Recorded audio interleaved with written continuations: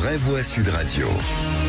Comme d'habitude, je vais remettre le clocher au milieu du village, un village qui se trouve dans le 4e arrondissement de Paris. Pourquoi le 4e arrondissement? Parce que c'est là que se trouve l'hôtel de ville où siège le conseil municipal de la capitale, un conseil municipal où on a pu entendre ceci. Je vous mets au défi, Madame Dati, vu vos revenus déclarés, enfin ce qu'on a pu en voir notamment sur l'année 2022, je rappelle ici 2 millions d'euros, je vous mets au défi de vivre avec l'indemnité de 4 900 € net après impôt de la maire de Paris. Je vous mets vraiment au défi.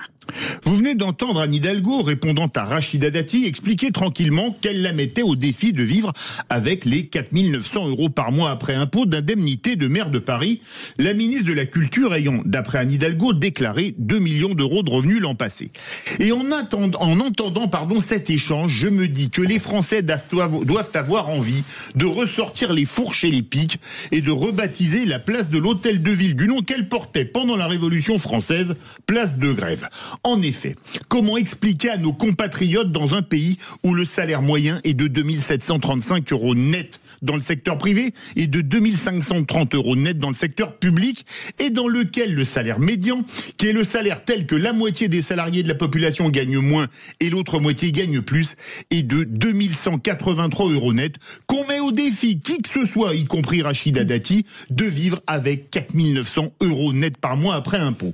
4 900 €, loin d'être net, quand on voit les notes de frais plafonnées à 19 720 € annuels pour la maire de Paris, 1 643 € par mois, sans oublier tous les avantages en nature, à commencer par toutes les réceptions qui réduisent considérablement les frais de nourriture. Le couple Chirac, lorsqu'il résidait à l'hôtel de ville de Paris, nous avait démontré qu'on pouvait manger beaucoup sans grossir. Je suis preneur pour ceux qui auraient la méthode.